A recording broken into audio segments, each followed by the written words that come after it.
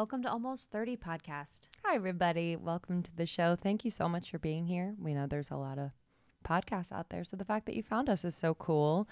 I'm Lindsay, and this is Krista. We are best friends, and we started this show when we were going through that time between our 20s and our 30s where it's just a little confusing, to say the least. Lots of doubt and fear and feeling like we should know more.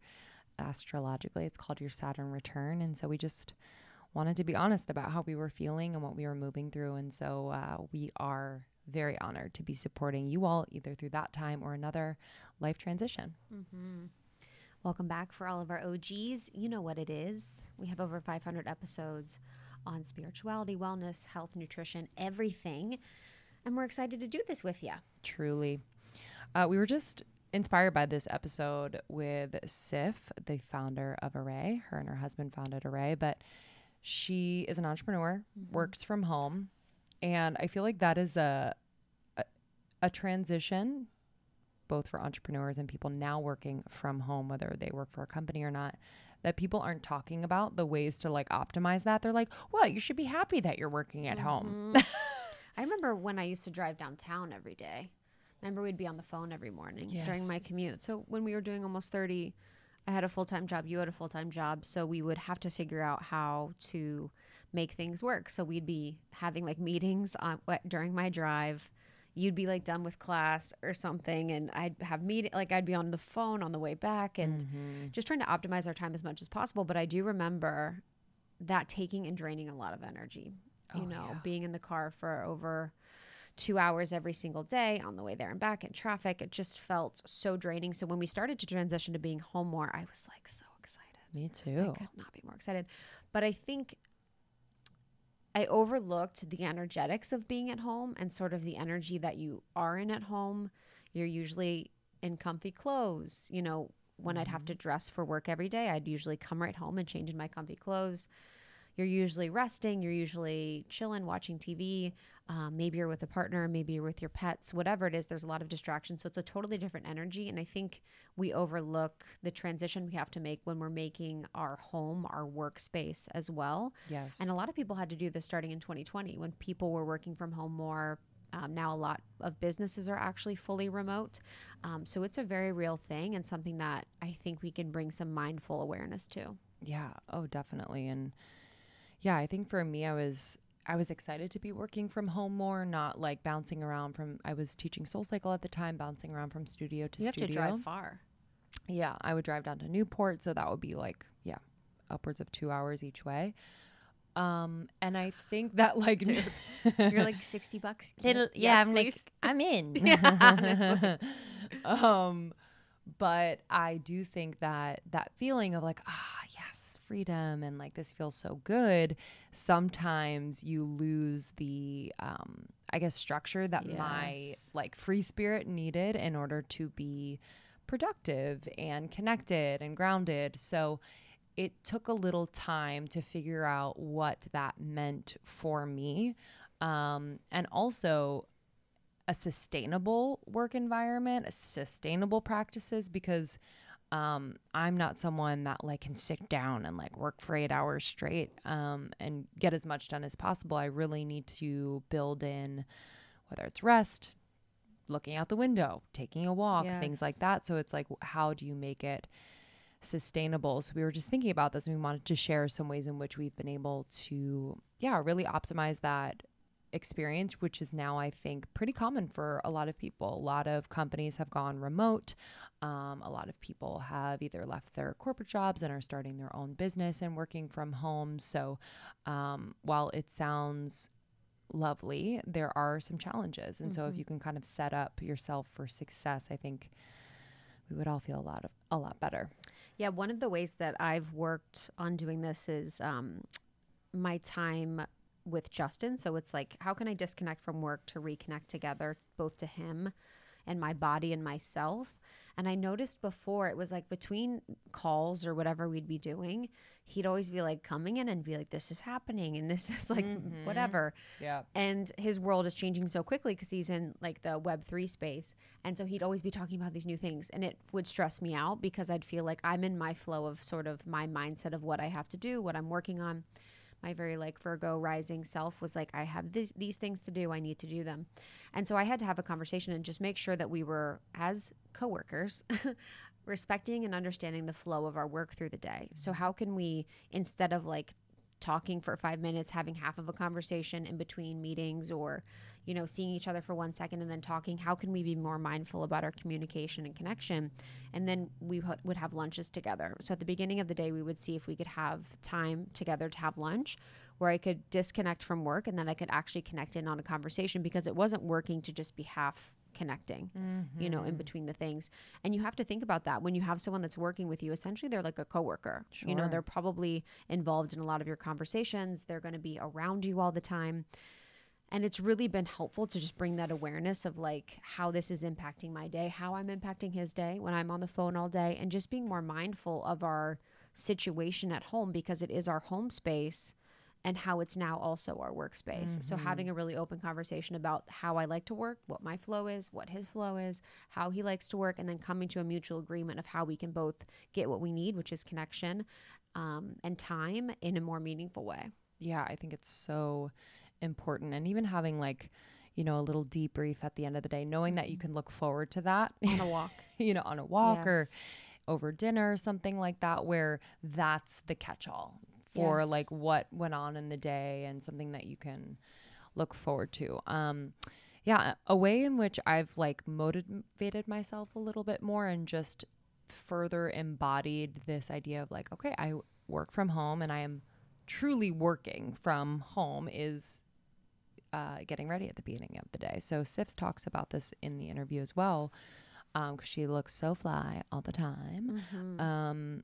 But I noticed that the days in which I was just getting up, wearing sweatpants, you know, just having my hair all like goofy and messy and not putting on any makeup, I would feel different. I would feel less motivated. I would feel less, just like the founder that we are. Yes, you know what I mean? And this is not to like flex on the team and be like, we're dressed up and we are professional and I have makeup on. But there was something in the actual ritual of having my morning, working out, doing my whole morning routine, and then taking a shower. For me, like showers are really helpful in transitioning from one point in my day to the next. And so from that morning time to work time, I would take a shower, really get ready, do my hair, do my makeup, put on an outfit that's not sweatpants. And I would just energetically feel more in that mode of onness and focus. And if we did have calls, you know, it's professional. It's professional to be, I think, put together and have care that you put into how you look and feel. So I would just show up more confidently. So I've been doing that more often than not lately. I'm sure after this trip we'll be I know slopping around. We've been in hair and makeup for like 10 days. Yeah, it's a lot. I'm like, it's a lot. I need video on Zoom. Yeah. No. So I'm sure we'll slop around. I've shown up to calls not ready, and it is a vibe. Like it's not something I'm ashamed of, but it's not something I'm necessarily like, ooh, this is the best look for the woman and the owner of a thriving company. You know what I mean? Because I think about how I feel when 100%. I get on calls with other people who aren't really put together. And there is, and I'm not proud of this, but there is kind of like a knee-jerk judgment of like, okay. Yes. I think it's people that we don't know, meaning like just kind of like, I think the question is like, am I doing this because I love myself and I want to take care of myself, or am I doing this because I hate myself? And you could not be getting ready every day because you love yourself. You're like, I love myself. I don't really care. You know what I mean? This feels good for me. But you also could not be getting ready because you actually don't really love yourself and you don't feel like you're worth it for the time. And I think for me, for a long time after, or when we were working full time and then doing this, I really couldn't get ready because I had no time, you know, in quotes, I have no time. And I really was like, I really didn't see myself as worth the time as the time I could be putting into my work or business or side hustle or whatever. And so coming back to being like, no, I actually can gift myself the gift of time and taking it slow in the morning, getting ready, taking care of myself, putting on clothes feels really good. And I think it's like a body image thing too for a lot of people. You know, a lot of people have been very comfortable wearing sweatpants and comfortable clothes from 2020, we've been put through a lot, and it can feel really comforting to be wearing comforting clothes. But when I started to put on normal clothes more often, I was like, okay, I need to be like checking in with myself every day and like knowing that it's okay and it feels good to also be in regular clothes. Yes. Yeah, definitely. Yeah. It's just try it. Yeah. Maybe it's just doing your hair. Maybe it's just putting on an outfit you love and just seeing how you feel. I think my thing is wearing a bra and putting on shoes. Oh, the shoes thing is hilarious. Shoes is a vibe. When you put shoes on, I am here. I am here to work. And the bra thing it's funny because your real. thing is, I think the Pisces' feet is ruled by the feet. Yeah, that's true. So I rule when something's on my feet. Yep.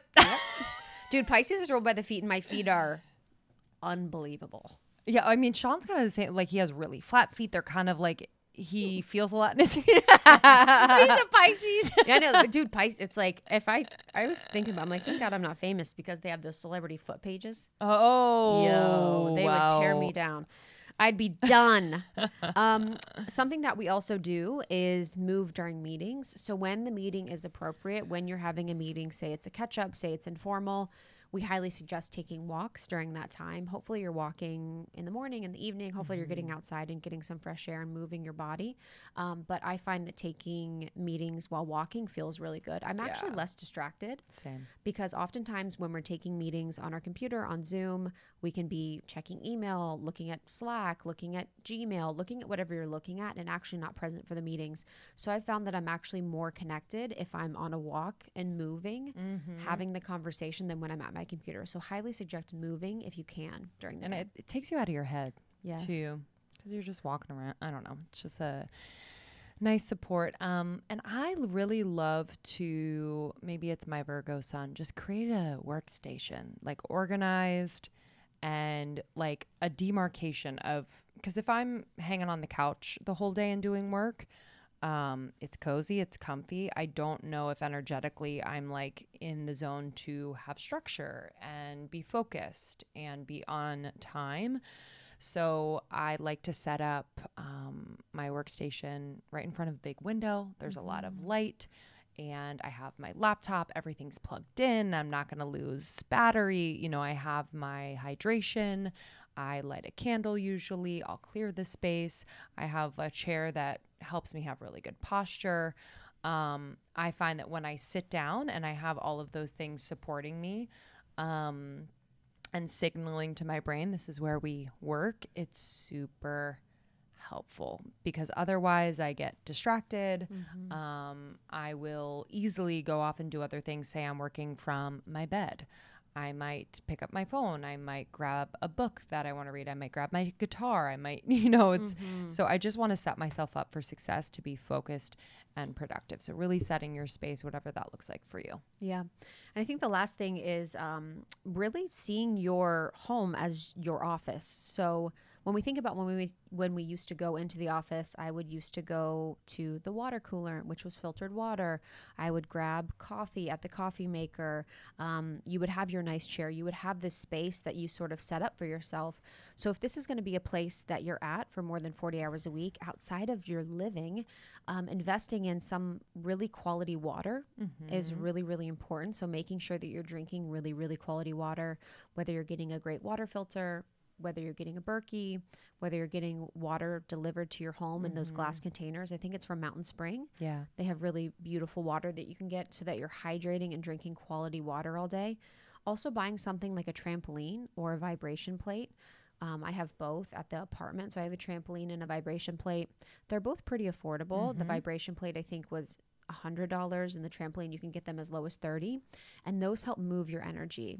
Tony Robbins is actually a huge fan of using a trampoline to move energy and shift feelings in the body. So if you just had a really hard conversation, a really awkward conversation, you're kind of in your feels, highly recommend getting on the vibration plate or the trampoline to shift your energy. You can also do that when you're feeling low and you're feeling tired. It's a great way to bring joy into your life. And then also investing in like really quality coffee or beverages that you can drink through the day. So maybe you really look forward to coffee in the morning, and maybe it would make you happy when you're working from home to buy a really nice coffee maker and really quality coffee and really quality creamer. I just bought and invested in like a really beautiful morning ritual breakfast or beverage, morning ritual beverage with rasa, which is really amazing. I love them. wearerasa.com, code almost 30, but it's a non-caffeinated morning drink. I did like the spicy cacao this morning, and it feels so beautiful to be in my home drinking my beverage and then sit down at my computer, get started for the day. So just trying to ritualize your day and incorporate those biohacking physical elements, whether it's a red light, whether it's a sauna, whether it's a vibration plate, trampoline, whatever it is, so that you're taking care of yourself through the day and that you're moving some energy as you work. Yeah. So powerful. So let us know how your work from home situation is going and if these tips helped. I'm excited for you all to meet Siffat Haider, one of the founders. Her and her husband founded Arrae. This is an incredible supplement company, really helping women feel their best. But she speaks to this kind of transition of working from home, working with her husband. It's been super, it's really inspiring. I feel like she's really found her groove and her power in this position. So we're excited to introduce you to this brand and this conversation around using herbs and minerals and vitamins to really treat the day-to-day issues of things like bloating and anxiety. Yes. I love both of their products, Bloat and Calm. Bloat I use as like a digestive enzyme to help my digestion, and then Calm I'll take in the morning if I'm feeling a little jittery, maybe I've had caffeine that day, or I'll take in the evening. I love magnesium. It's like my superstar supplement, and I love how high quality their ingredients are. And this conversation's great. I feel like so many people in our community want to start their own like passion-led, purpose-filled business, and to learn from someone that's done that, someone that forgoed having a wedding to invest in their business, someone that didn't have experience in making actual physical products or have experience in the supplement space, figure it out and create something really, really special along the way is incredible. So these founder conversations we don't have as often, but when we do bring them to you, we want to bring the best and most aligned brands that you can learn from. So if you want to do something like this, you can have a great model. Truly. And you can try Arrae at Arrae, ARRAE.com, and use the code almost 30. You'll get 10% off your purchase. So thank you, Sif, for joining us here in person in the studio. Thank you all for listening, subscribing to the podcast. And if you love the show, please either share with a friend, you can review the podcast. All of those things really help us to just reach more people. Yeah, we love you so much. Thank you so much. Bye. Bye. Recently, and I was like, holy fucking shit. It's amazing. Like, this is me, because like when I'm like really deep in the manifestations and all of that. Tell us more. And literally I journal like such specific things so that I feel it. Like, yes. And I can't feel the feeling unless it's like so just to the T. What about you guys? I'm specific. I think non-specific. you're non-specific. Human design you're talking about, right? Yeah, one of my close friends, Jenna Zoe, human design. So she introduced human design to us forever, but the feeling is so powerful. And that's like Joe Dispenza's work, where you really have to be in the frequency and the feeling of it. And I think for me, it's like I can't think about my future house and get the feeling, but I can think about a feeling that's sort of related. So it's like a time where I was in a space where I felt like the feeling I want to have in my home. Yeah. So it's like, how can we have that? And I'll try and create like a library of good feelings to tap into as much as possible. So you can be like, oh, yay. That's like the definition of a non-specific manifestor, right? Yes, like just like figuring out what it is that brings you those feelings and like constantly tapping into that. It's How else do you use human design in your work? Honestly, I've just been learning about it, but I've been fascinated. So I did this course with Manifestation Babe. Have you guys heard of her? Second time in 2 days that Yep. we've heard about it. So It's in the zeitgeist. I found her. So she was like an Arrae customer. And I didn't really look too much into her, but I found her initially, like, what was it, like early 2021. And, you know, she has like quite a cult following, right? And so I was like, okay, this chick is cool, whatever, move on with my life. And then somehow she like popped up on my feed or something like that, just like very randomly, like around November, December this past year. And so I was like, okay, like I'll try one of her courses. It was like towards the end of the year. And I was like wanting to deepen my meditation practice a little bit more. So I was like, okay, like this will like put me in the right headspace. It was such a great course. And like I'd always kind of been interested in human design because Jordan from the Balanced Blonde, she's the first person who like did the whole thing with me. And I went on her podcast. She like did like a mini reading. I'm like, oh my God. I love that. You like go on Jordan's podcast. You're like, I can't wait to talk about my brand. Then she's like reading you. You're like at the end, so she's like, we did this whole, and I'm like, oh my God, but this is me. She's like, I know. At the end, she's like, you're a starseed, and this is why. I love Literally the best. Love. And so, like, I left the human design like when because I was like, how the fuck do I read this? Like, it's like a whole thing. Not that it's hard. Yeah, it's really hard. It's complicated. But when I was doing this course, she talked about like just human design in the specific versus non-specific way. That was the only thing that we touched on. And I was like, oh my God, like it makes so much sense now because I'm the most detail-oriented person. And like, when I do like higher self journaling exercises, I'm like, the way I write about like, I love that. You know, it's so detailed. It's like, and then I walk down the stairs, down the hall, into my kitchen with a window on this side. Yes. Sometimes I'm like, and my chef is making breakfast, and sometimes I'm like, ooh, I don't want to talk to them.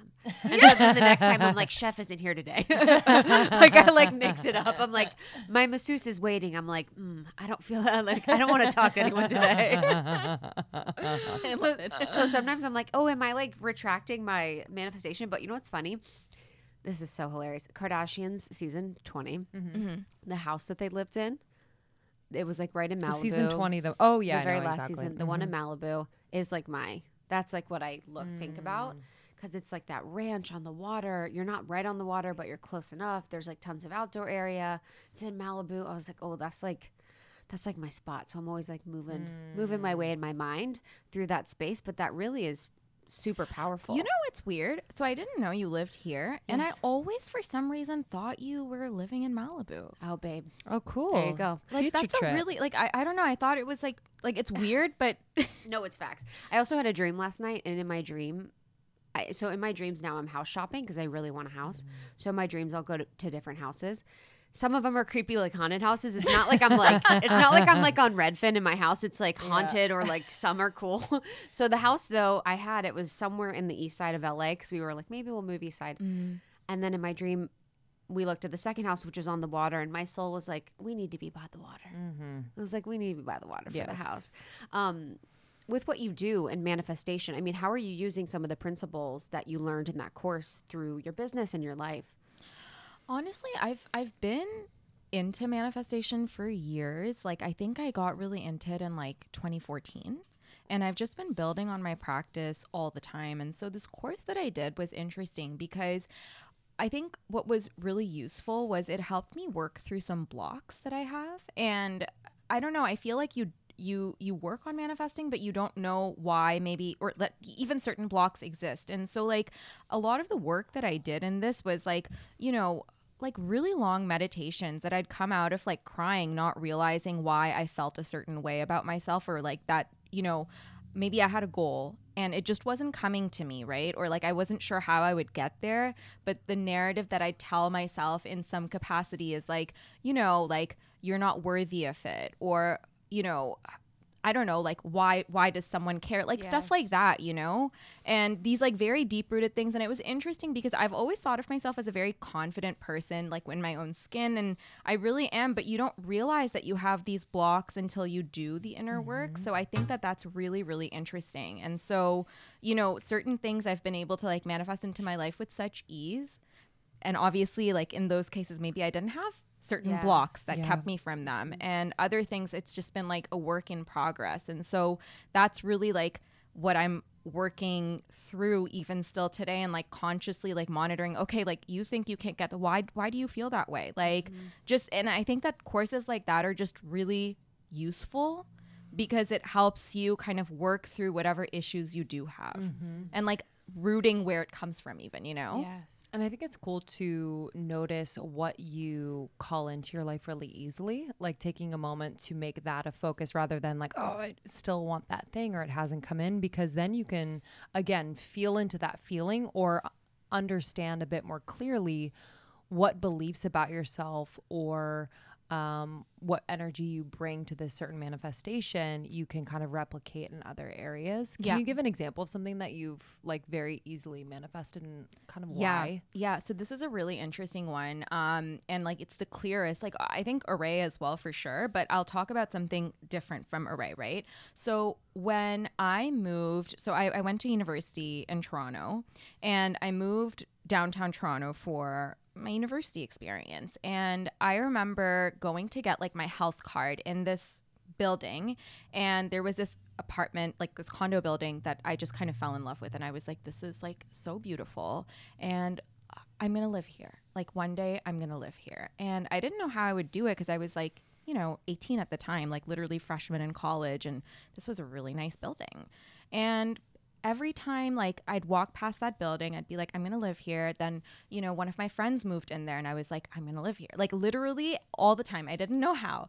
And when I graduated, it just happened to be that I moved into that building and ended up owning the unit that I live in.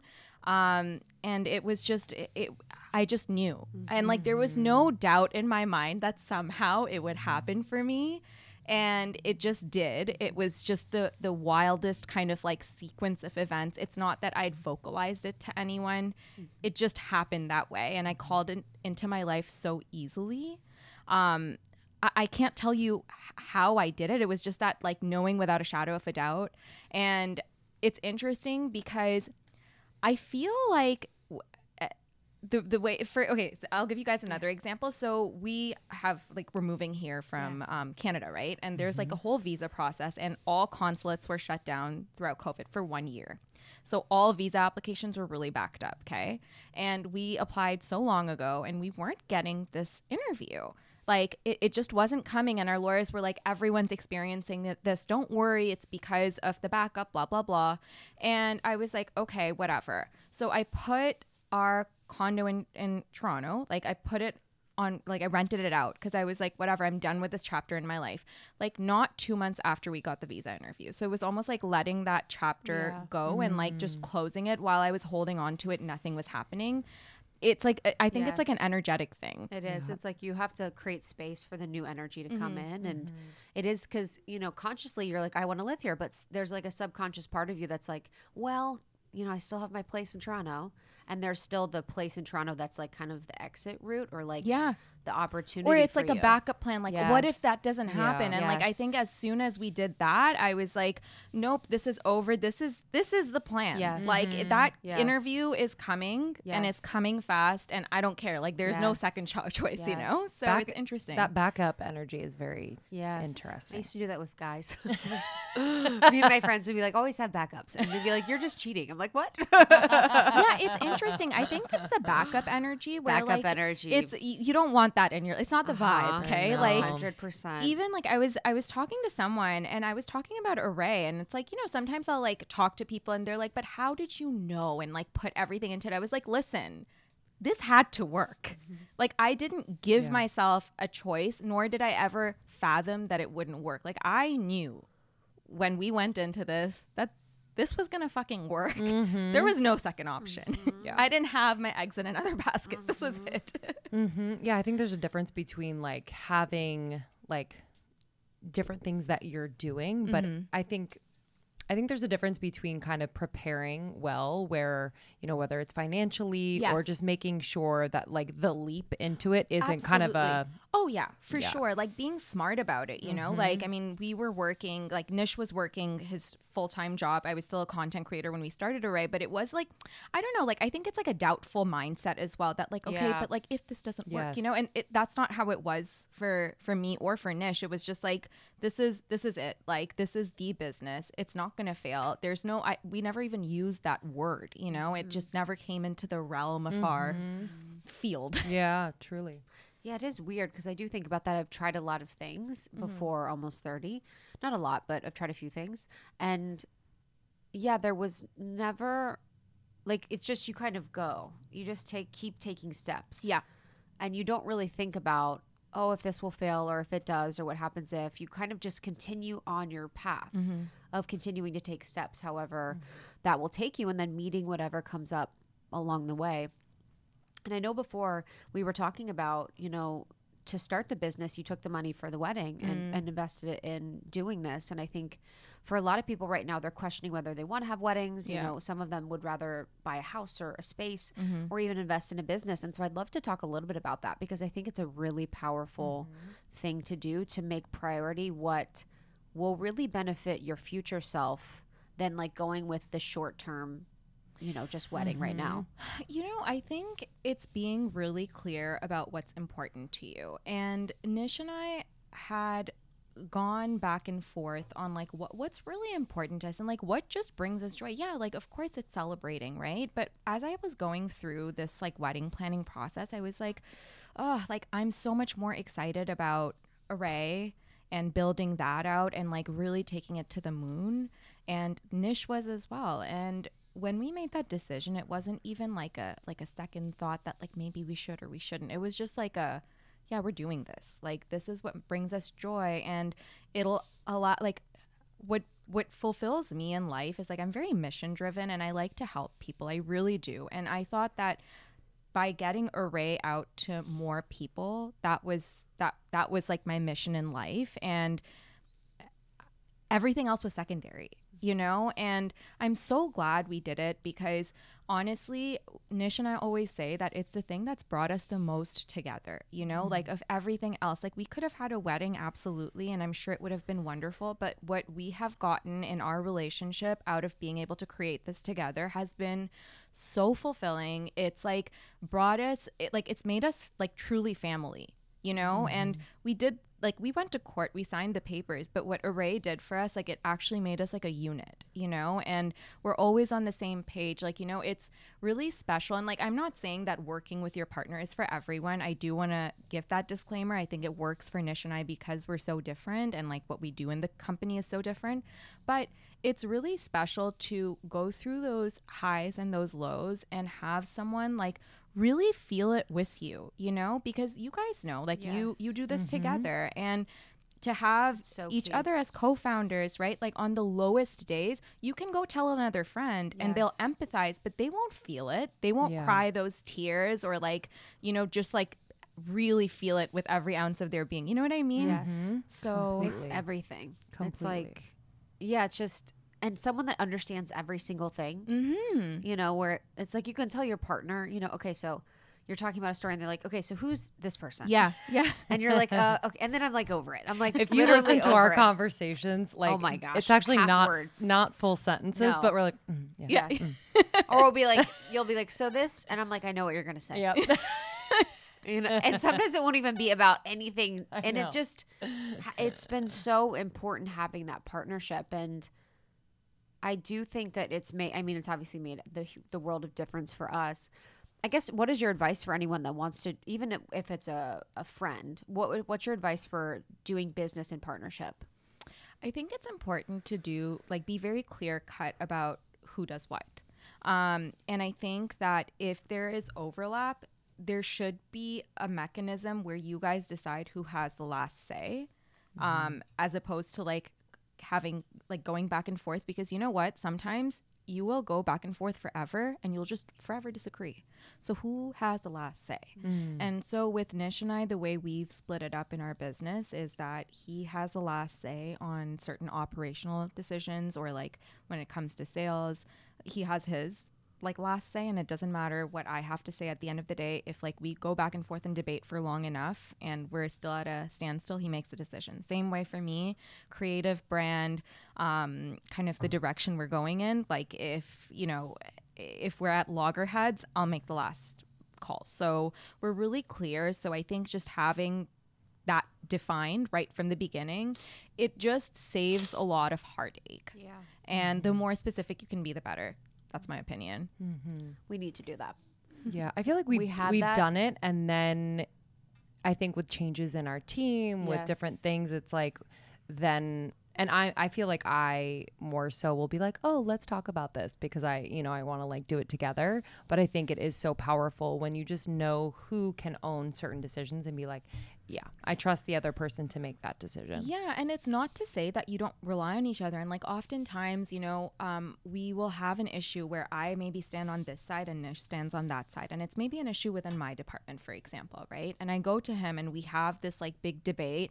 And then I'm like, wait a minute, you're actually right. And I just change my mind. And it's just that having that like sounding board as well. Like I very much respect every single thing that Nish brings to the table, even when it comes to what I do, even though he's not on my team, if that makes sense. Just because I think having a different perspective and getting it from someone who thinks in a different way is sometimes really important, because like we are so deep in our shit that like we're like, oh, but this is the only way. And it's like you get a different perspective. It's like, oh, okay, actually maybe that does kind of make sense. Yeah. Absolutely. I think too, it's like playing to strengths and weaknesses of the people. And I think when people are early on in business, it's hard to know, because you haven't done what you're doing for a long time. So I think that's what trips a lot of early business owners up, is not being able to separate the tasks and responsibilities, and then not really knowing like what each person's strengths and weaknesses is. And I've really seen that, especially with women. When women are working together, it can be hard because everyone's like nice. We're like, oh yeah, totally, I'll like do it. And it really ends up screwing people in the end.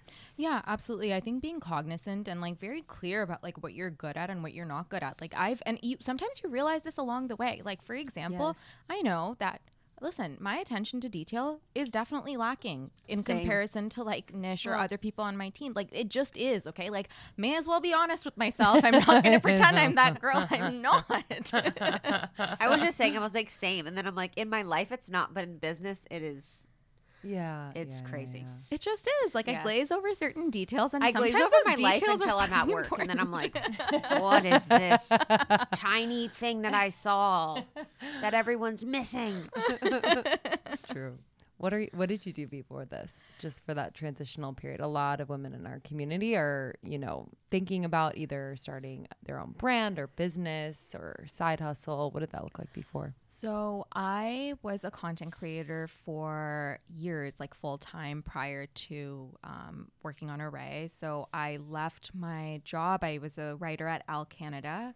I left that job in 2016 to go full time with my blog. And I worked on that for like years. And even, still like I like creating content. I just don't do it on my blog anymore. I just don't have the time, unfortunately. But that was my way of putting my creative energy out into the world. I started my podcast in 2018, but like I think for me the common theme is, even when it came to my blog, the whole idea was like, okay, how can I put really good information out there that'll help people optimize their lives? And this could be like something as like, I guess like small as like a hotel recommendation, like getting really detailed about it, or like what serum I've been using that like completely made my dark spots disappear, whatever it is, and to be able to do that with Arrae, which is, an integral part of people's wellness routines, has been extremely fulfilling. And I feel like it was just the natural next step. Well, it's interesting because you were talking about like giving a detailed hotel description, and it's interesting that your attention to detail is on certain things. And that's for a lot of people. And that's even for me. Like I'll hear our audience say, what if I don't stick to routines, or what if I'm sort of flaky, or what if I don't have attention to detail? And it's funny because so many people have like a distortion of their idea of that, but it's really like when we want to, or when it's like part of who we are, it's very easy. It comes very naturally. Well, now that you say it and you put it into that perspective, you're right, because I'm like very rigid about like my morning routine, and like I'm a very specific manifester, as we were discussing, right? Like just the most specific, and the details I can get into is like just outrageous. Like I can tell you the fucking flower in my pretend garden. And you're fit, like your clothes are sick, so it's like you do have attention to detail. So just wanted to like flag that. So what was the first moment where the idea of Arrae came to your mind? Like what was that moment for you? So I've talked about this before, but I struggled with like just different health issues. Like I had very weak immune system. And so when I finally did turn to natural remedies, I was like deep in like supplements, and my cabinet was just so crowded with them. And I was taking like tons and tons of them. And, you know, I come from beauty, and like I've been a content creator, like touching, feeling beauty products for years, you know, and to the point where like Nish has like a 16-step skincare routine. It's just crazy. Right? He does have nice skin. To say. And then he goes like this. He's like, yeah, literally. Like he doesn't like touch his beard. He's like, I love it. It's so hilarious. He's like, you have to show me exactly how to do it. I'm like, okay. Oh my God, that's so precious. It's so sweet. Nish, oh my God. So after that dinner that we had for our thing, so our friend like Allison McNamara, she owns Mara. And Nish is obsessed with all their products, which he steals from me. Okay, like steals. I love that. Like a fucking thief. Okay, like I'll notice like my oil is somehow half, and I'm like, what did you do to this? I've been using it. Makes my skin really nice. Anyway, so he tells her, and she sends him a package, and you should have seen he looked like a 4-year-old child, like so happy. He's like, Sif, it's my first PR package.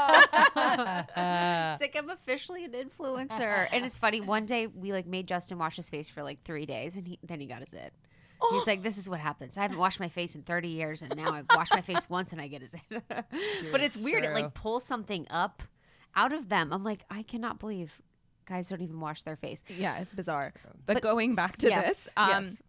So anyway, I found that like, you know, the skincare category was like such an easy category to navigate. There were no questions. And like, I'd speak to my girlfriends about wellness, and it came to a point where like they'd call me being like, okay, so like I've been having issues with my digestion. What do you think I should take for this? And like, I would just give them these like random recommendations based on what I'd read. And I was like, wait, there is an issue here where wellness is convoluted. There seems to be a real gap between like, what naturopathic doctors trust versus like what people can get over the counter. There's a lot of confusion. You know, things are really ugly, and I'm sorry if things are ugly. You're not integrating them into your routine joyfully, you know, and people were turning to just like shitty things on the market, you know, things just that you shouldn't be consuming on a daily basis, like gas FX or like Tums or whatever, you know what I mean? And so I was like, I know that there's a way to create products which you see the results of quickly. You can do therapeutic doses. I'm doing it in my home, just like pulling things out of the cabinet. There's a way to do this with like a lot of finesse and do it with a naturopathic doctor who's an expert in like whatever issue I'm trying to solve. People with like lots of experience. And so then Nish and I were like, okay, we're going to do this. And you know, that was really the idea. I remember sitting on my couch and like, just like vocalizing this like random idea, which I couldn't stop thinking about. And Nish was like, Sif, like we have to do this. This is such a good idea. Wow. And I don't know, like I always say that we always have like each of us, like probably 1,000 ideas within our lifetime. And you know, maybe you had an idea, but someone else actually went and did it. So whatever that idea is, like now I have a whole journal where I write down my ideas just so I can like tell someone about it maybe later on and maybe something comes of it, you know? But if I hadn't vocalized it to Nish, I don't know if Arrae would have been a real thing. And do you think it really like helped to have like his words like kind of vocalize like we can do this? Yes. Like were you going to do it no matter what, or was that kind of So this is what's interesting is that I don't know if I would have done it because I've had a lot of ideas in the past, and you know, I've forgotten about them. I don't even know. So like this was something that I couldn't get out of my mind, and I said it to Nish being like, kind of in passing, but he was like, no, this is a great idea. You have to do this. And I think like having that, it kind of put a fire under my ass. And, you know, maybe had I taken this to someone else and just like said it in passing and they were like, oh, but like, why this? I would have maybe been like, okay, maybe not, you know, but having my partner who knows me to my core and like is a very analytical person, for him to be like, yes, we're like, you're going to do this and I'm going to do it with you. I was like, okay, like, let's go. Let's do it. We hope you're enjoying this conversation. We're going to take a few moments to share brands with you that we love and who support this show. I love me, an app on my phone that I actually use and that actually enhances my life. Some of them are just, you know, taken up space, but Truebill. Truebill is one I use and love and has helped me so much. It is a new app that helps you identify and stop paying for subscriptions you don't need, want, or simply forgot about. I forget about my subscriptions all the time. On average, people save up to $720 a year with Truebill. Companies inevitably make subscriptions very hard to cancel, and Truebill makes it very, very simple to cancel them. Just link your accounts and Truebill will cancel your unwanted subscriptions in one tap. And your Truebill concierge is there when you need them to cancel unwanted subscriptions easily. You can ask them questions. It's so clutch. I love it so much. And I also love that Truebill will notify me of, oh, this is a purchase that we can't detect or categorize. And so I'm kind of aware of, oh, okay, you know, I'm spending money on this. We need to categorize it. And Truebill helps really keep track of what you are spending your money on categorically. It's so cool. It has really helped me to feel more confident with my money. So don't fall for subscription scams. Start canceling today. Just take a little audit and stay organized. Truebill.com/almost30. Truebill.com/almost30. Go right now to Truebill.com/almost30. It could save you hundreds a year. Truebill.com/almost30. I'm currently packing for a little trip to Sedona with Krista and some of our dearest friends, and I am packing, without a doubt, my Arrae supplements. Arrae is an incredible supplement brand that makes supplements for bloat and for calm currently with natural ingredients, no fillers or BS. Their unique blends of herbs, minerals, and vitamins was formulated by a naturopathic doctor and designed to deliver results in under an hour. This is what really makes Arrae stand out to me, is how quickly these products work through the accurate dosing. They're also certified organic, completely filler-free, and beautifully packaged, to say the least. We interviewed Sif, one of the co-founders, and it was just fascinating. She dealt with health issues for years and just saw the power of natural, high-quality ingredients in transforming her body. And so she wanted to share it with others. I'm so excited for you to try Arrae. Again, my favorites are the Calm and the Bloat. They also have a Bloat Latte, which is delicious. But I recommend getting the Rest and Digest kit. So this is both the Calm and the Bloat formulas. The Bloat formula, for example, has a blend of 5 herbs and a fruit-based digestive enzyme. It targets every possible cause for bloating, so you will feel relief very, very quickly.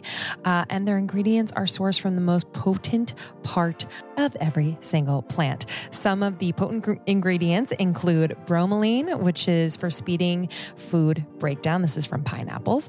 Ginger root for digestion stimulation. Lemon balm for gas prevention. Dandelion root for liver health. Peppermint for gas prevention. And slippery elm for digestive organ protection. Go to Arrae.com. Use our code almost30 for 10% off your first order. That's ARRAE.com. Use our code almost30 for 10% off.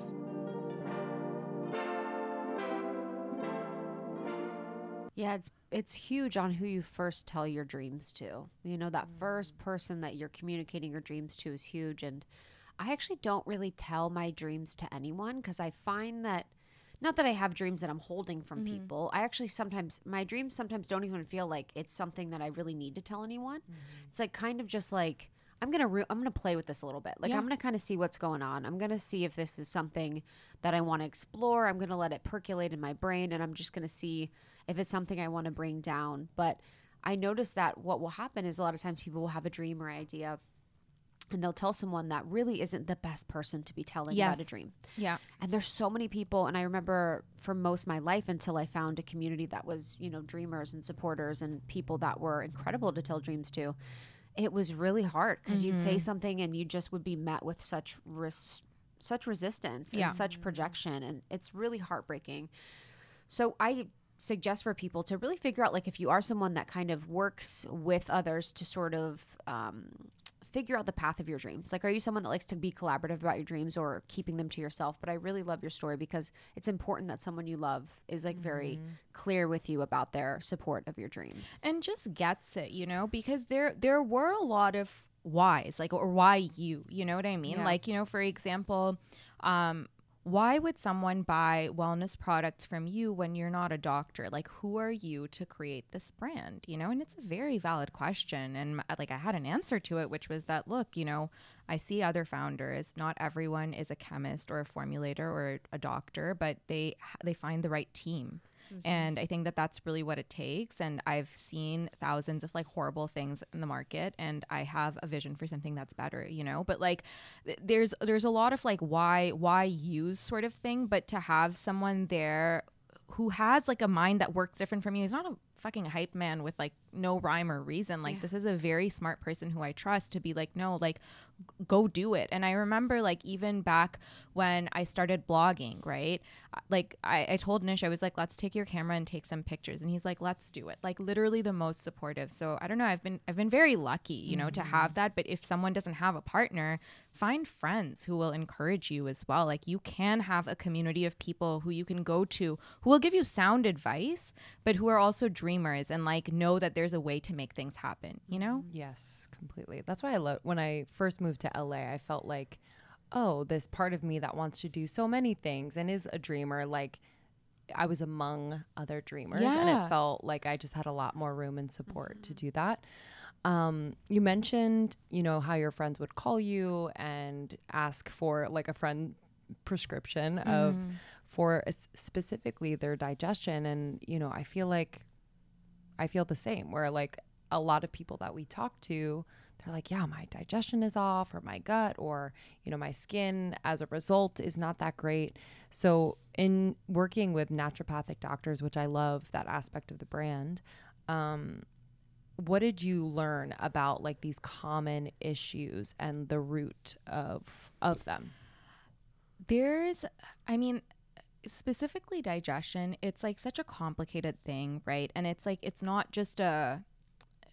like a one size fits all sort of prescription, you know. It really is like person to person. I think that there are certain things that everyone should be taking for just genuine like good gut health. Like, for example, I think a probiotic is really important, but you know, my friends would be like, oh, I've been taking this digestive enzyme and it's not working. And I was like, wait, I'm like, you know, have you ever thought that maybe the reason you're not feeling well isn't an enzymatic issue? Like, maybe try something else, you know? And so when it came to the formulation piece of our products, like whatever array of problem we're trying to solve, the whole thing was like, how can we holistically target it so that we are kind of dealing with like all the ways that we can kind of fix an issue, you know? So with digestion, of course, not to say that like, you know, if your issue is like super, super deep rooted, you should get help, right? And like, you should figure out what's going on because you might have like a deeper issue. But like for my friends, you know, it was like, oh, like I've eaten this and it's just like very like uncomfortable. And so it was just like very basic things. Like, you can introduce certain herbs into your life. You can introduce like a good high quality probiotic, stuff like that, you know? It was like,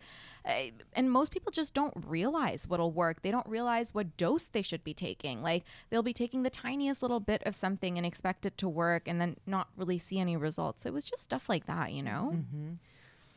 And when you were, I was just wanted to say too, so when you and Sif started and you said Nish. Nish. Sorry. Nish and Sif. When you guys started and you had that yes, what was your next step? Researching the shit out of every part of this business. So it was like, first it was like, okay, I know I want a doctor to formulate this because like I can have the baseline knowledge for sure, but like this needs to be done by an expert in order to have credibility, even just in the minds of like our customers and the minds of like, I don't know, like just people in general. And so I was on a mission to find the best naturopathic doctor possible who could do like specific products. And from what I had seen, what everyone was complaining about was digestion and anxiety. And so the two are linked. And so it was going to triangulate what I'd seen out in the world with like real sound professional medical advice. And so I spoke to so many different naturopathic doctors about like their experience with these two issues specifically. Why is it so commonplace? Are they actually linked? Like, what's the science behind it? Getting that sort of clarity and then finding the right person to do it. And ultimately we did land on our formulator for Bloat and Calm, Dr.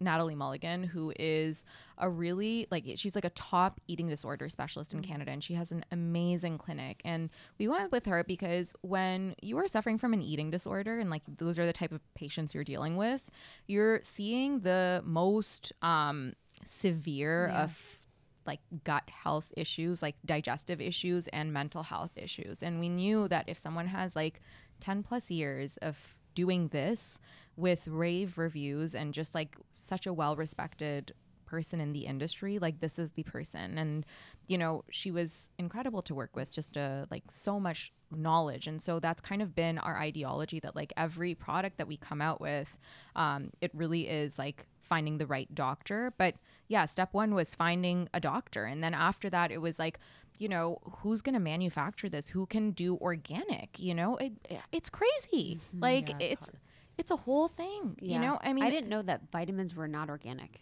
Oh my God. But we use herbs, right? And not all herbs are organic. Absolutely not. And, you know, it was really like figuring out sourcing minimum order quantities, because when you're starting a new business and you're bootstrapped and you're not rolling in money, you have to be so scrappy with what you have, and you have to find manufacturers who will do that small scale kind of production for you. And the company we ended up going with, like, you know, they kind of made an exception by doing a smaller scale order for us, with the promise that like, okay, no, we are going to scale this and you are going to be the people we work with. And so it was all of those little things. Like, you learn so much as you research and go along the process. But, you know, it was like just like one step after the other. Like, how can we kind of make this happen? Mm-hmm. How did you properly source? So it's like, is the doctor making sure that the ingredients are potent, or like who is kind of checking that? How did you learn about that? So when it comes to potency, you look for essentially like the manufacturing thing that we look for is like extract ratios and like how much of an ingredient is really active in there. And so we were like very relentless, when it came to the pursuit of like that sort of manufacturing tech, like really high extract ratios for whatever ingredients we were using. And then after that, like the manufacturers we work with, they're really great. They put us in touch with where they were sourcing from, all the different options. Nish would speak to the farms, the owners of those certain like plants where we were sourcing the ingredients from, ensure that it was the best quality. Sometimes, you know, things like there would be like a bad kind of crop, and then we'd have to go somewhere else to source a specific ingredient. Our slippery elm, for example, we had to go to Europe to get the slippery elm organic. So it's really a journey, but for us, the potency component was really important. And so was the therapeutic dosing, just because we wanted our products to actually be fast acting, because, you know, there's a lot of supplements we take for like just general longevity, and like, you know, those are like amazing, right? But what we really wanted to solve for was people going to the drugstore and turning to like shitty things for their bodies, because there's so much power in what nature has given us, and we really wanted to make that accessible. What's the difference between therapeutic doses and normal doses? So so the way we like to explain it is, say you're taking a Tylenol. If you lick the Tylenol and expect it to do something, it's not going to do anything, right? So there's like a certain dose that like you have to take the Tylenol in order to get relief for your headache, right? It's the same thing with herbs or minerals or vitamins. Like, in order to have them really serve their function in an effective manner, you have to take a certain dose. So, and this is, by the way, different person to person as well. So for example, like you guys know this, but with our Bloat and Calm, we have certain kind of, like we ask you to diagnose yourself and figure out how much it is you need, like what your therapeutic dose is. So that could depend on situation, that could depend on physiology. So we say, just like as a general guideline, you know, take 2 bloat capsules if you've had like a salad bowl. Take 3 if you've had pasta, and take 4 if you're just like going into a food coma, right? And like this is like person to person, it differs, but essentially, like, yes, each of our capsules, every single ingredient in there is 100% active. It's like loaded with like each of those ingredients, but you have to take a certain amount to actually feel the impact of it. So that's really what it means. Can you go through some of the ingredients in these? So the 2 formulas are Bloat and Calm, and they work so fast. Yeah. Which I think is really, for me, it's like a very different experience than what I've taken before. So what exactly is in there, and what are, like, for you, kind of the superstar ingredients in there? So with Bloat, we have 6 herbs, and each of them essentially target every possible way your digestive system could kind of need a little bit of help. So we have bromelain in there, which is a fruit-based digestive enzyme. It comes from pineapples. And so that kind of solves the enzymatic issue. Then we have ginger root. We have dandelion root for liver health. We have peppermint and lemon balm for helping with gas. We have slippery elm, which we say it's for digestive organ protection, but essentially it kind of like coats your digestive organs so that the food kind of moves through really easily.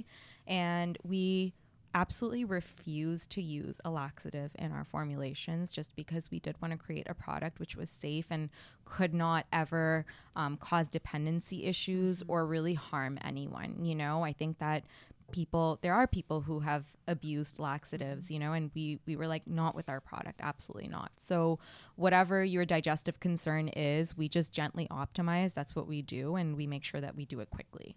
And similarly with Calm, it's a combination of 4 herbs, minerals, and vitamins. So we have magnesium in there, which I'm sure your audience knows is amazing for essentially so many different functions of your entire biological process. And it's really good to calm you down.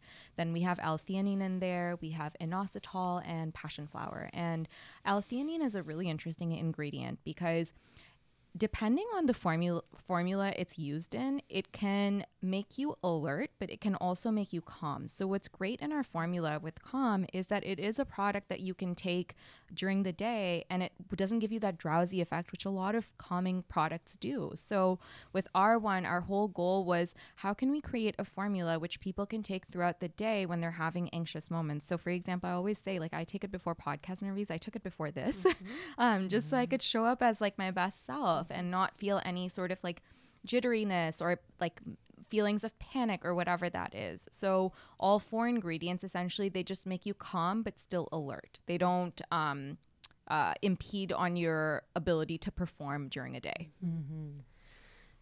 Yeah, I love magnesium's like my superstar. I love it for everything. It's just been so powerful, and I really love both the Bloat and Calm. I want to talk about why do women have such digestion issues? Like, what is, I guess, from your research, because what I assume, I guess, from my uneducated guess, is that I feel like we are in such states of stress where we're not allowing food to be digested in our body, and we're not allowing ourselves to be relaxed enough to start digestion. And then also, too, there's something about like where we're just continuing to consume content and information and things, and we're not actually digesting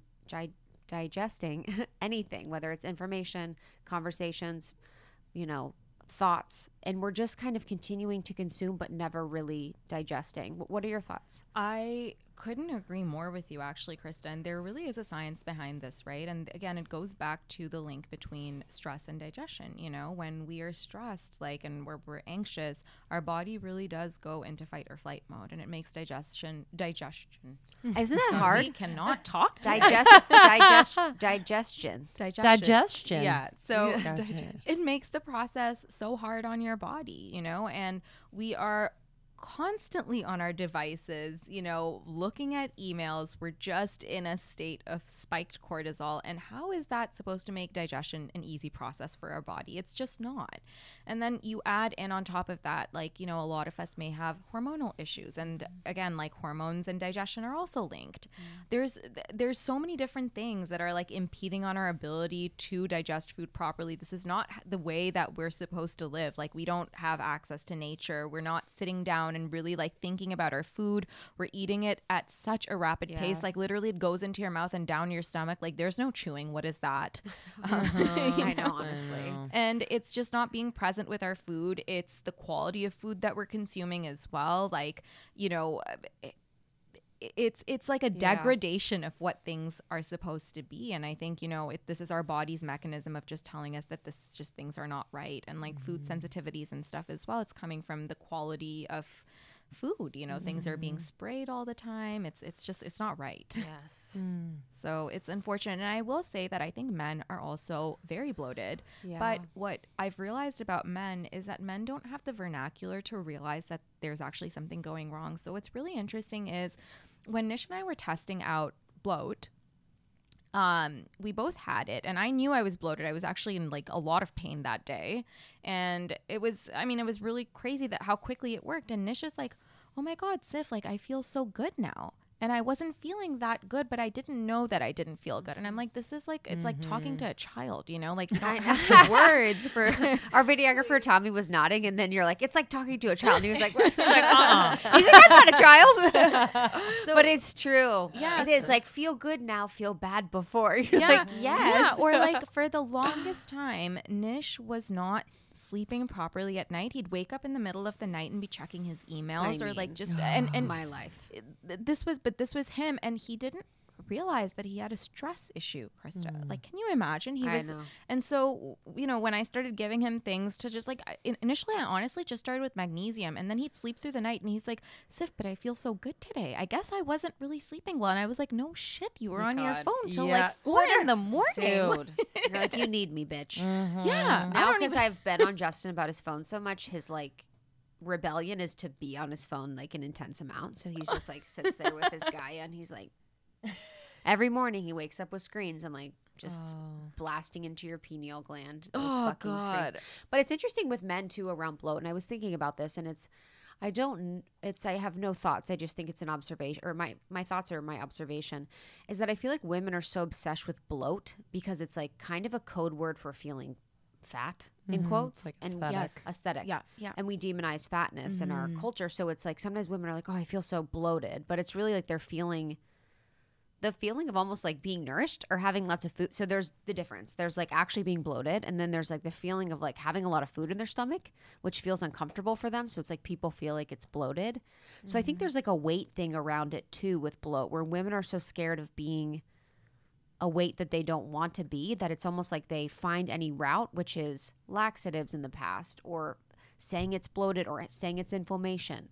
You know what I mean, I think that we need to kind of make our peace with our bodies for sure, and realize that like food is it's nourishment, and it's a medicine. It's meant to be eaten. It's meant to be eaten, and it's meant to kind of nourish us. You know, if we're under eating, if we're not respecting our bodies, we're not functioning right. Like it doesn't matter how you look at the end of the day if you're not functioning right. Like I have like friends who might look a certain way, like very like thin from the outside or whatever, like a coveted body, quote unquote, but they're just like so undernourished. And I'm not saying that this is, by the way, across the board, but like, you know, I think it's really important that we give food the reverence that it deserves. And, you know, I've spoken to people being like, I'm bloated because I gained like X amount of pounds. I'm like, that's not the same thing. Yes. Like bloating is like a very uncomfortable feeling, you know? And for us, like we say that like our products were created not to make people like that. This is the thing. The reason we didn't use laxatives is because we wanted to be kept out of the weight loss narrative altogether.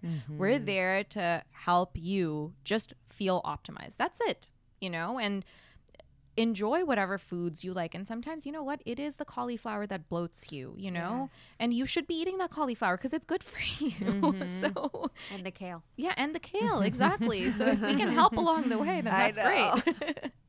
We'll be back in just a moment, but first we want to share a little bit about the sponsors who support this episode. We invest in a lot of things on a monthly basis. Ever kind of write down everything you invest in, you buy for yourself, for your life? Why not invest in your mental health, your emotional health with therapy? I started therapy 4 years ago, and it completely changed my life. I will say with confidence, it is the best investment I've ever made for myself. So I highly recommend BetterHelp because sometimes it can be daunting to find a therapist. BetterHelp is online therapy that offers video, phone, and even live chat sessions with your therapist, so you don't have to see anyone on camera if you don't want to. It's much, much more affordable than in-person therapy, and you can be matched with a therapist in under 48 hours. Give it a try and see why over 2 million people have used BetterHelp Online Therapy. And this podcast is sponsored by BetterHelp. We have been partners with BetterHelp for a long time now. Trust them and love them.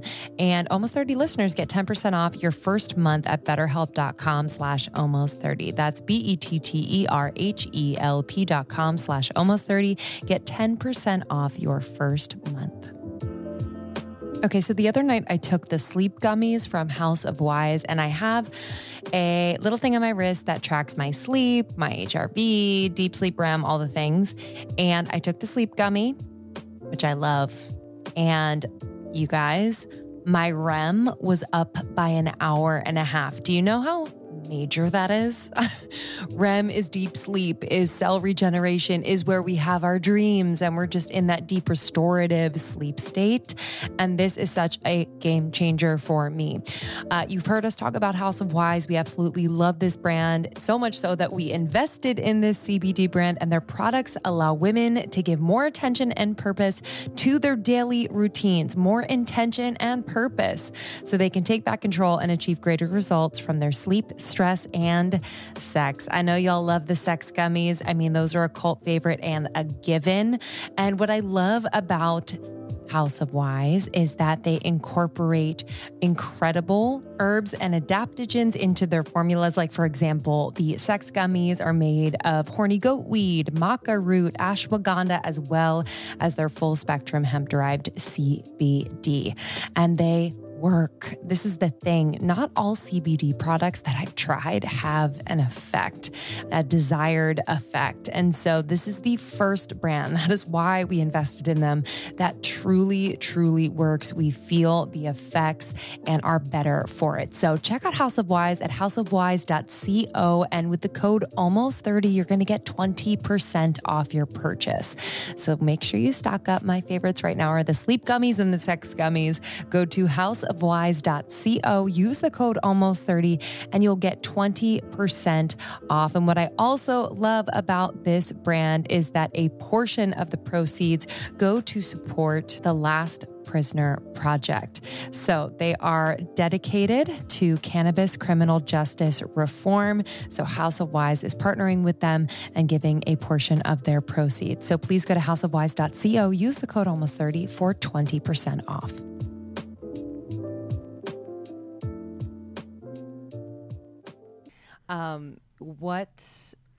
What's next in terms of formulation? And is this something that you've been working on for a while? Like, what is your process in formulating new? Are you polling your audience and then working with a naturopath? Yeah, so all of the above. Yeah. Formulation is, it takes forever. Like, even for us to get Bloat and Calm out into the world, it was over a year, which took us to perfect our formulations and really get it out into the world. We focused grouped the products before they were released out into the world. And everything we do, it's the same thing. So of course, we are really, really close to our community, and we talk to them a lot and really figure out what are the issues that they're struggling with, what have they not been serviced for yet, and try to formulate the best in class products for those issues.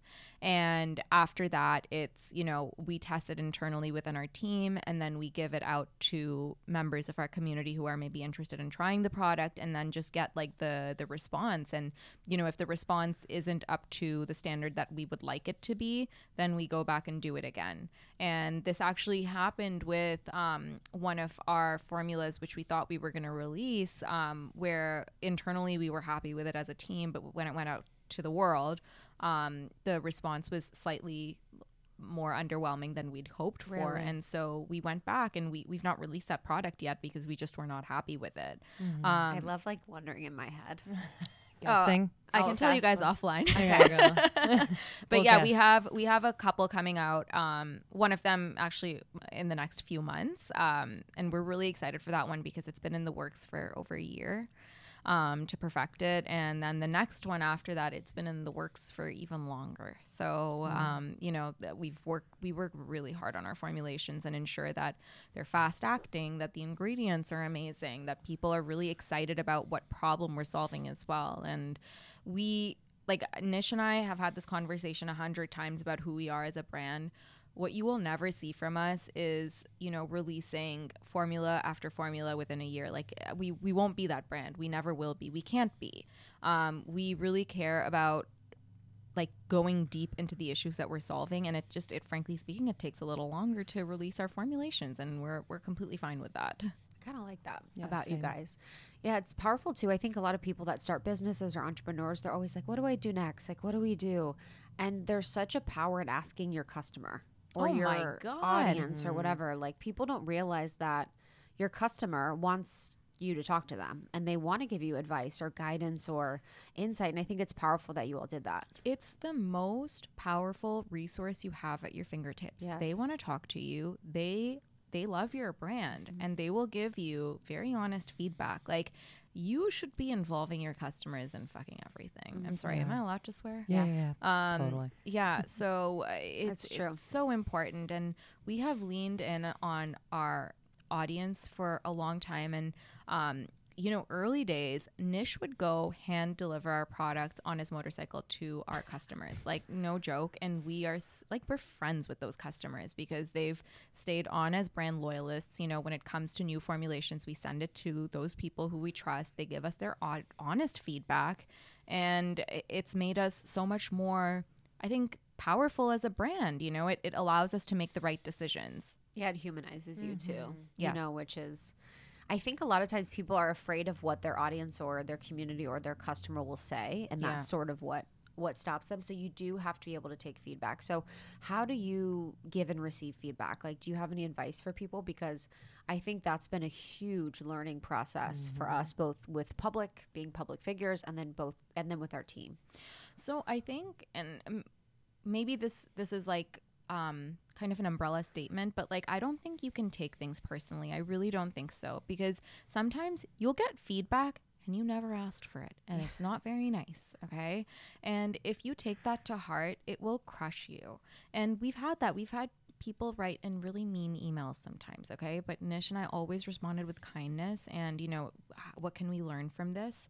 And sometimes the customer is absolutely right. Sometimes they're mean. And you know what? Either way, we will always respond with kindness and never let it get under our skin, because, you know, like, this is just life's way of throwing punches at you sometimes, you know, like, asked for good feedback or bad, whatever it is, like unwelcome feedback that you never asked for. Who cares, right? Just don't let it get under your skin, and see what you can learn from it. Maybe you'll only learn to just respond with kindness and have empathy for someone who's maybe having a bad day. Or other times, maybe you have, like, they've spotted a hole in your business, which you hadn't spotted, right? And like, customers will be the first to call you out on your bullshit. You know, sometimes they're harsh, but you learn from that, and you don't take it personally. You just try to evolve and make your business as good as possible. You know, that's always been our philosophy, that like, how can we learn from this? How can we make things better? And as you've built your team, what have you learned about yourself as a leader of a team? That it's not easy. Yeah. I was a solopreneur for a very long time, and let me tell you, managing a team is really not easy. Nish is fantastic at it, and I'm very grateful to have him as a co-founder, because I think, again, like, he fills in the gaps where I lack. But for me, it's been a struggle, because, and I bring this up because I think from the outside, we read stories and news articles about these big, huge teams and amazing startups with like X number of employees, and it feels so glamorous that, like, you know, the CEO is leading this large team, but it's really tough. You know, it takes away time from your head down work time. You are on calls troubleshooting. You have to involve multiple people in decision-making processes. You have to figure out when you get the final say versus like listen to your team. You know what I mean? Like, there's so many different things at play, which, you know, you just learn it while you're on the go. But I just want to put that word of caution out there for people that, like, if you think that having this big, huge team is this glamorous, like, very cool, easy thing, it's really, really not, because managing people is very difficult. You have to make sure that they feel supported, that they feel heard, that, you're there in case something goes wrong. And sometimes it isn't as simple as like, you figure it out, a lot of the times it is, but other times it's like, okay, how can I hold your hand while you solve this problem? So there's a lot that goes into it. I would say, like, if someone is hiring, hire slowly. Don't bloat your organization. I don't think there's any need for it. And when you're a startup, I think hiring people who really believe in the mission and are willing and able to wear all of the hats and do like the shittiest of jobs, there's nothing that's beneath anyone on our team. There's nothing that's beneath Nish or I. We will do anything. We have gone in and literally packed orders up until like even over a year into our business. If we had to step in, we would. And we've taken shitty customer service calls. Like, we don't care. We'll do it all, and so will our team. So I think like having those sorts of people is important, and hiring them slowly. Completely agree. Yeah. I know it's weird when you start a business, they're like, hire slow, fire fast. And you're like, whatever. And then you have to go through it. You're like, oh yeah, hire slow, fire fast. It's a real thing. It's so real. And if you notice like someone is just not the right fit, even if you like them as a person, listen, they're not the right fit, and you may as well let them go and like have them find something that suits their energy better than this. Yeah. And most of the time people get it. Like, most of the time people are on the same page. Like, most people are not surprised if they're fired, or if it takes a while to hire. I think the hiring slow was something I had to get the confidence for, because it's giving yourself the permission to interview them multiple times, to have them do a project, to, have them do a Loom video, to have them do all these things, where before it was like, have one conversation, you're like, what do you like about life? And they're like, wow. And I'm like, perfect. Yeah. And I'm like, sounds great. Like, 100%. Like, that interview process should be lengthy. And also like, sometimes it's like along the way you just realize that they're not the right fit, and that's okay. And like, I would rather go through the interview process versus not. And for us right now, we're hiring for a few roles, and guys, I have been looking for one of the roles. I've been looking for the last 8 months, and I've still not found someone. Yeah, I mean, so it takes a long time. You got to be picky. Yes. Yeah. It's like my worst favorite. It's my least favorite thing. It's the worst, because then you're talking to people, and it's like tons of interviews, and you just don't know if it's gonna go anywhere, and it's really, and then you get your hopes up. You're like, is this gonna work? Like, it's so much, but you guys have done such an incredible job, and it's really beautiful, and you can tell. Last question for me. I think we talked about this at the event, but I love this about you, that you get ready every day. I love that. That's literally so inspiring to me. And I'd love to just pick that apart, because there's actually like energetics behind that. It's not just vanity at all. It is really not a vanity thing for me, like in the slightest. Like, I realized this about myself. So when I first left my job and I started working for myself, the first week, I was in pajamas, and I was like, this is so fun, roll out of bed, work on my couch. Awesome. And I realized that I was feeling really down, and I wasn't getting as much done as I would like to. And I knew I was capable for more. And I was like, what the hell is going on? And so one day I was like, let me just try getting dressed today and see how it feels. And suddenly I just felt like I was in a different energy. I felt like I was able to accomplish so much more. I felt like I kind of walked into a better version of myself. And I was like, almost like faking it until I made it, but not really faking it, if that makes sense. And it just changed everything. And like, same way, another shift that happened, like, this was a year into me working for myself. I would work out of my couch, and then I was like, let me get a table, just like a small coffee table, and see how it feels to work out of there. And yeah, like, it helped my posture, but like, it also helped me energetically, because I was like, okay, well, like, in my tiny apartment, this is my workspace, this is my office, it's a tiny little coffee table, but this is my office, and this is how I show up to my office, and that's my couch. And when I put on my sweatpants, I'm going to my couch, and that's my home. And it's interesting that it does that. And still to this day, like, I have to get dressed every single day I work out. I get dressed after that. I put on I do my hair up cute. Don't wear makeup every day, but like, just whatever makes me feel like I can achieve what I want wearing this, It makes such a difference. Yeah, you've been doing it too. Yeah, I've been doing it at home. I'm like, oh, I know the days, and it's the I think it's the mood, but also literally the energy of like being in comfy clothes, having like kind of ratty hair. And you're like, this is, there's no reason for me to get ready necessarily unless we're doing an interview. But there is something to the prep process where I'm looking at myself in the mirror. I'm like taking care of myself, adorning myself in some way, whether it's jewelry or put on clothes that are cute. And then even like seeing myself in the mirror during the day, like if I walk past the mirror, I'm like, oh yeah, okay. Like you're in that zone, you're in that mode. It's just like a constant reminder. And yeah, I think it can be very fun. Yeah. After this week, we're getting ready every day. We're like, yeah, we're ready for a little chill. You know what's interesting is week is none. What I've started doing is like this, my highest self journaling exercise, right? And I write down like this when I started getting ready. This isn't something that I used to do. It's like something I've recently done. And when I identify who my highest self is and like what her habits are, it's like, yeah, she gets dressed every day. Like this is just who she is. She likes to get dressed. It's how she shows up to life. And it's just a part of who I am and my identity. And it makes me feel like the best version of myself. Why would I want to deprive my work of that energy, you know? And then when I show up and I want to chill on the couch with, you know, doing nothing, yeah, sure, I'll put on like sweatpants or shorts or whatever to veg out. That's like a different persona.